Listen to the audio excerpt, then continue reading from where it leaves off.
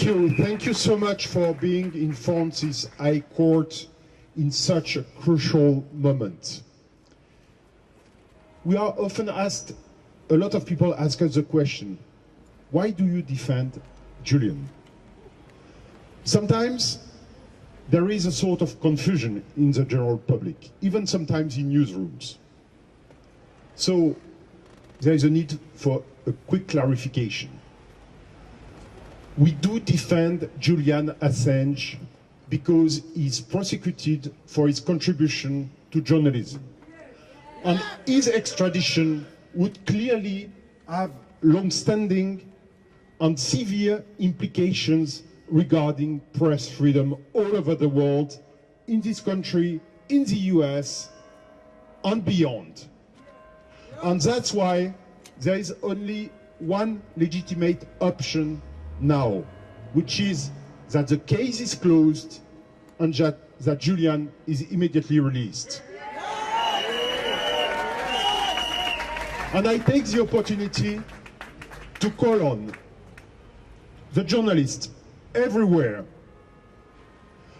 to be totally conscious of what happens now, of what is now considered. It's really the crucial moment for all journalists everywhere to defend journalism, to defend Julian in this case.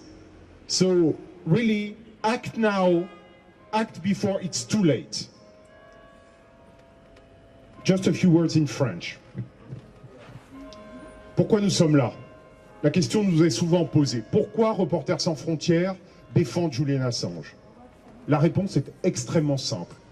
Parce que Julian Assange fait l'objet de poursuites judiciaires pour sa contribution au journalisme. Et que s'il venait à être extradé, alors ce serait extrêmement dangereux pour le journalisme, partout, dans tous les pays du monde, aux États-Unis et ailleurs. Et c'est pourquoi il n'y a qu'une seule option légitime aujourd'hui, c'est que le dossier soit clos, qu'on en finisse avec cette procédure et que Julian Assange soit libéré. Thank you. As John mentioned, Reporters Without Borders, Reporters Sans Frontières, we have been the only NGO to monitor the entire extradition proceedings. And as many of you know, access has not been easy.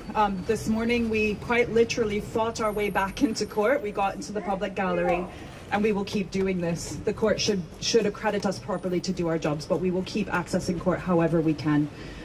Today was disturbing. This afternoon in particular, we were walked back through some of the most unpleasant, the most difficult aspects of the case. I was in the courtroom in September during the evidentiary portion when we heard, sure, is that better? I was in the courtroom in September during the medical evidence that we heard, including much of the evidence that was referenced today. And the defense really, or sorry, the prosecution really seems to be cherry-picking what was used from the other medical experts, as the defense said at one point, portraying Professor Koppelman as being some sort of lone wolf, which, as he said, was absolute nonsense. What we witnessed in the evidentiary portion in September was that all of the medical experts involved shared concerns about Julian Assange's mental health, about his depression, about his suicidal thoughts. What we're witnessing is lawyers basically gambling with his life now on behalf of the US government. So this is one reason that he certainly should not be extradited. But of course, our substantive concerns remain. We believe that he was targeted for his contributions to journalism. Nobody should be facing such charges for publishing information in the public interest.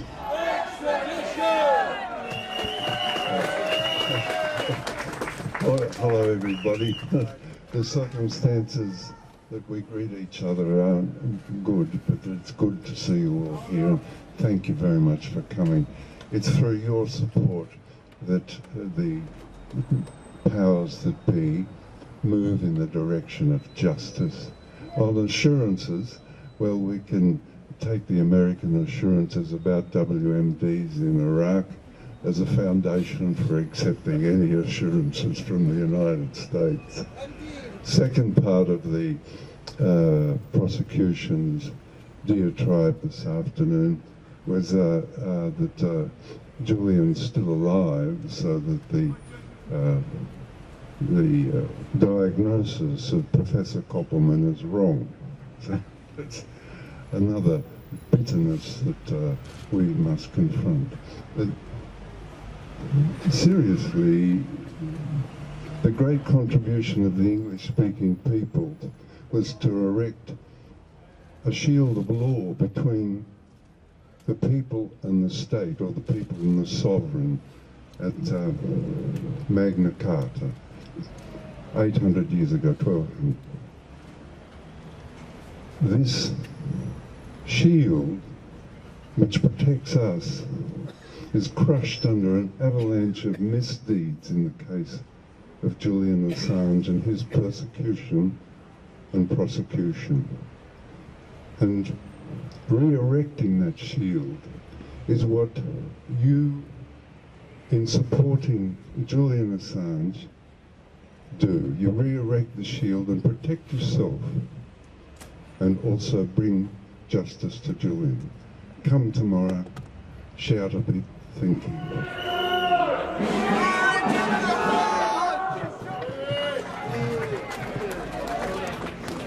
It was a very difficult afternoon in the courtroom, primarily because this was so absurd, because the lawyers for the United States were basically relitigating the case from the magistrate court, cherry-picking from the testimonies, taking it out of context, and to give you the gist of it, they were spending hours and hours trying to tear apart the testimony, the chief testimony of the psychiatrist who was Julian's witness in the magistrate court, attacking the integrity of a distinguished professor in the United Kingdom who has decades of experience.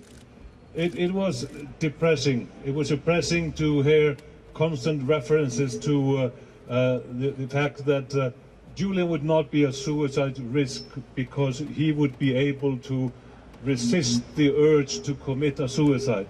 Again and again, all these references to that, it is not something you want to sit for hours and hours and listen to.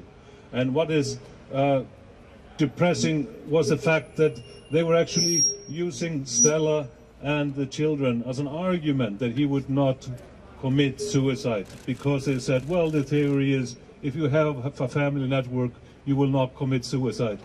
But what happens if you have that network and you are confronted with the fact that you're going to be deprived of seeing your partner and your children for the rest of your life? I have children, I can put myself in that position. You can as well. That is absurd, absurd to maintain such a thing. But we heard all the very meager and empty arguments, the so-called assurances by the US lawyers. That was the end of it today.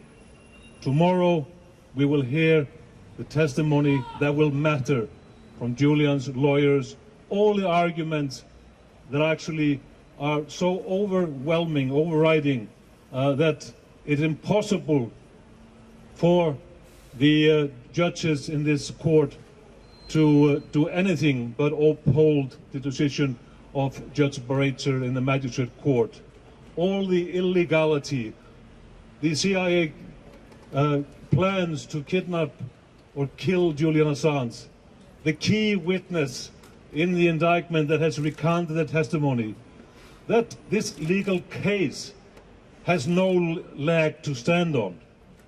And on top of that, what remains, of course, is the absurdity that a publisher and a journalist is on trial and facing 175 years in prison for doing his job as a journalist, exposing the truth.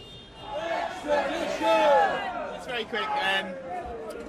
That was very difficult to sit through. The first half was difficult, being around a snake. Not maybe a snake all the time, but professionally at least today isn't easy. It was much worse this afternoon when I was reminded just how horrifically medieval the arguments are, denying the reality of suicidal depression and Asperger's.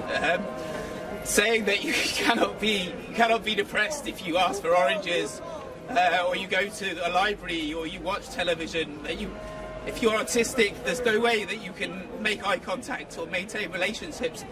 And when I nearly snapped was when he said that he could not be considered autistic because he was given custody of children.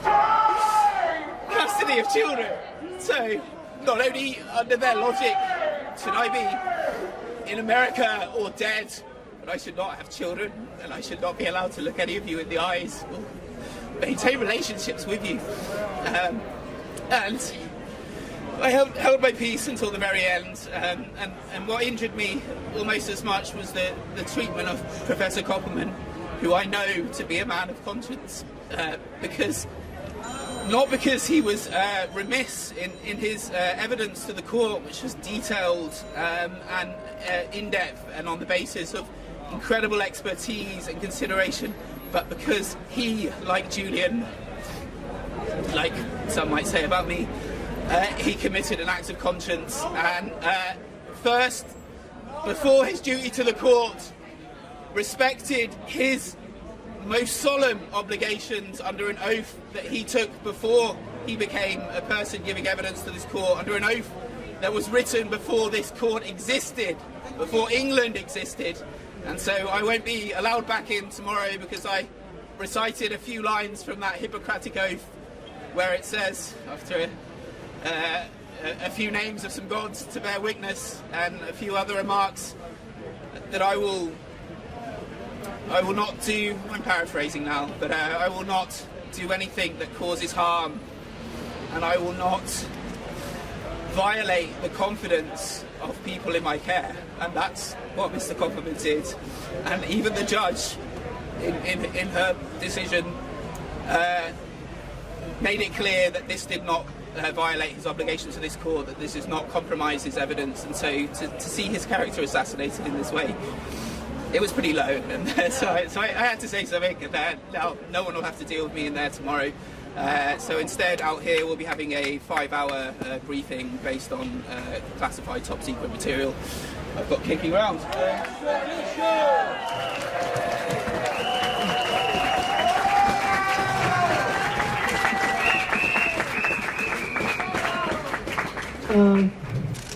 It's such an irony to hear the US trying to discredit an eminent psychiatrist and emeritus, professor emeritus,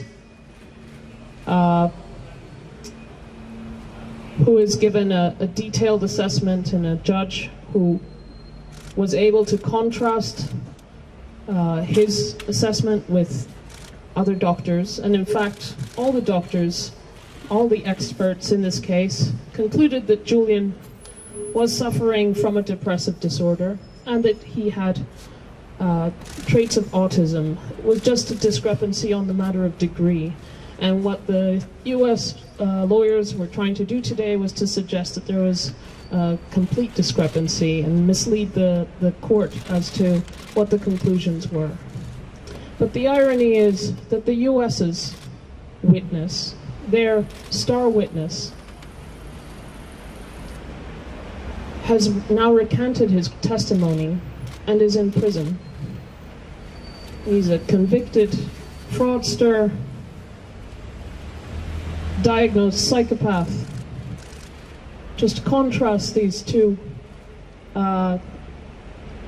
witnesses. The US witness, who now says that the US has misled the UK courts,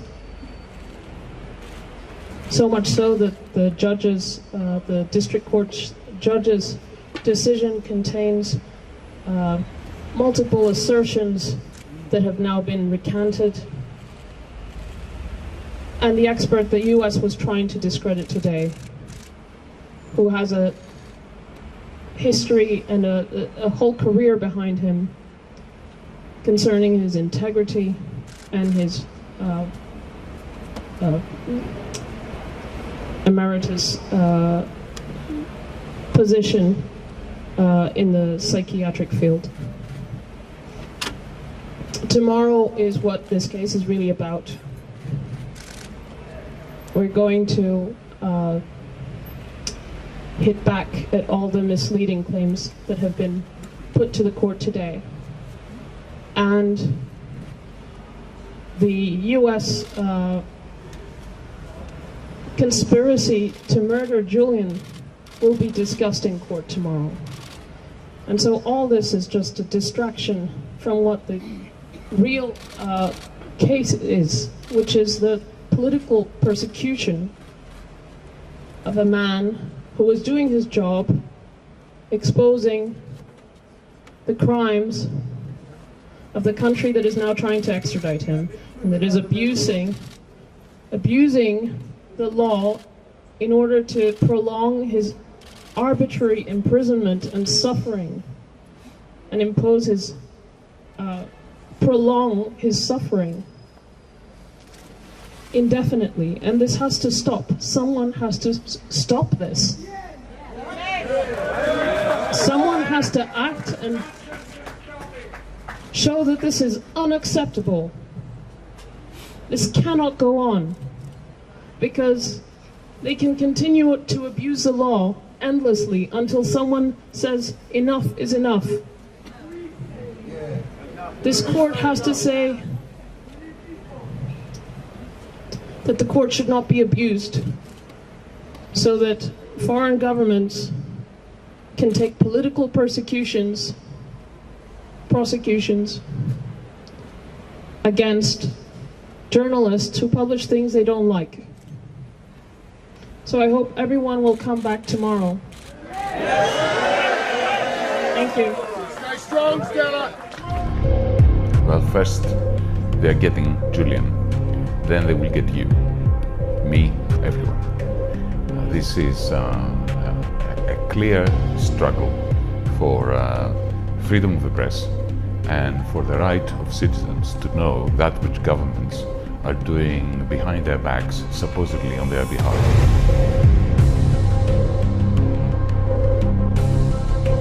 The circumstances in which he is held in there are an affront to civilization. So I think this case is absolutely devastating, horrifying, and wide-reaching implications for press freedom and journalism as a whole. And unfortunately, people have already made up their mind about Julian Assange. They're not taking a stand the way they should be.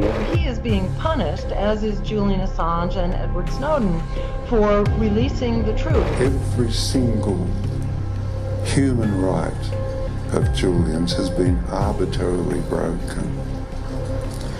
Distortions of procedure, falsification of witness statements, the lot, the whole rotten lot of it.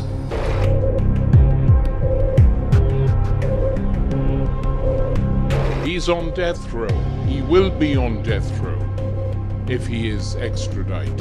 If this man gets extradited to the United States, he will be tortured until the day he dies.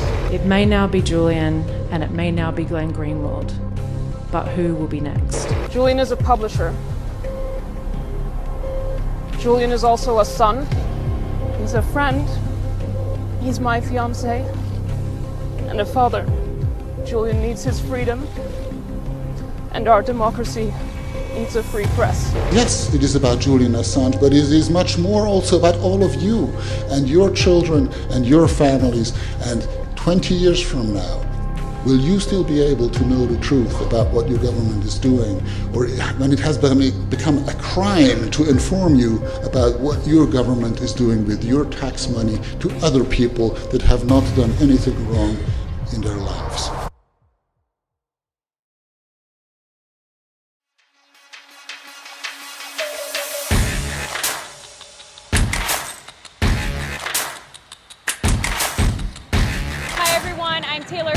AcTVism Munich. I'm in London outside the Old Bailey Courthouse.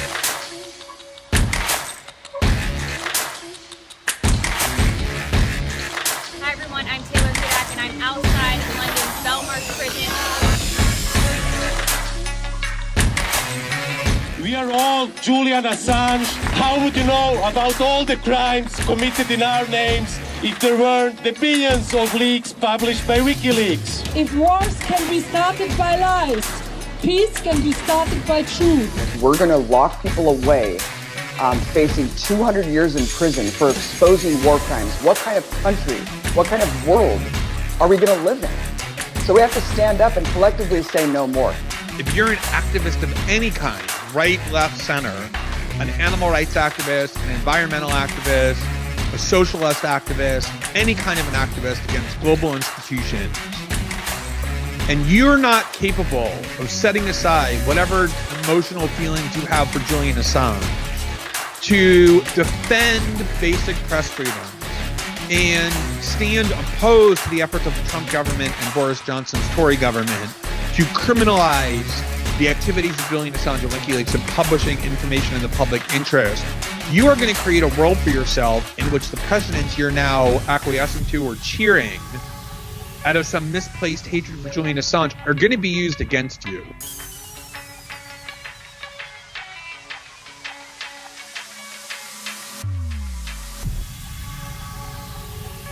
When you're in a dark room, one person switching on the light will make everyone see, right? Don't look for the light somewhere else. Go and switch it on yourself. We should all thank Julian for his courage and integrity in providing us with this precious gift at great cost to himself, much to our shame. Think about the opportunities that you have, right? Because there are no heroes. Nobody's going to save you, right? There are only heroic actions. There are only heroic choices. There are only people who moment by moment see bad things and recognize, maybe I can do something. Maybe I can't fix everything, but maybe I can make progress. Maybe I can make things better. Maybe I am the one that I'm waiting for. And as soon as you start thinking like that, you'll realize that you are. Free Assange, rock and roll.